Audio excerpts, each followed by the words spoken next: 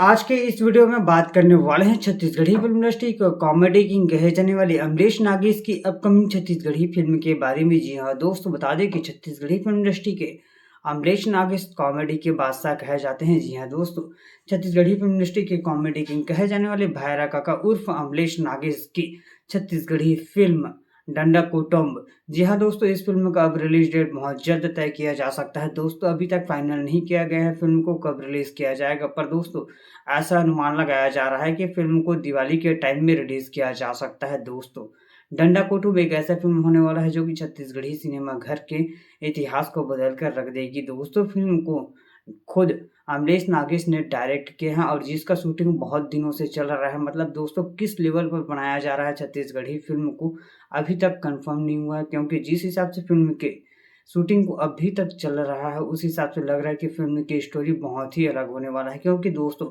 ज़्यादातर छत्तीसगढ़ी फिल्में 30, 40 या फिर 45 दिन में कंप्लीट हो जाता है, पर दोस्तों डंडा कुटुम्ब एक ऐसा फिल्म है जिसका शूटिंग आज से लगभग 2 महीने पहले हुआ था और दोस्तों आज भी फिल्म की शूटिंग चल रहा है। मतलब कितना लंबा फिल्म की स्टोरी, फिल्म की कहानी मतलब किस तरह से होने वाला है कोई अनुमान लगा पाना मुश्किल है। दोस्तों फिल्म की शूटिंग जिस हिसाब से अभी जंगलों में चल रहा है उस हिसाब से फिल्म की स्टोरी आदिवासी पर डिपेंड होने वाला है। मतलब पूरा का पूरा बाहुबली की तरह एक सेट तैयार किया गया है, उसी में शायद चल रहा है शूटिंग। अभी तक कंफर्मेशन नहीं आया है कि फिल्म की शूटिंग आखिर किस लेवल पर हो रहा है। दोस्तों आपको क्या लगता है कि फिल्म की स्टोरी आदिवासी पर डिपेंड होगा कि नहीं, हमें कमेंट में दें। वीडियो अच्छा लगा तो लाइक करें और चैनल को सब्सक्राइब भी। थैंक यू दोस्तों।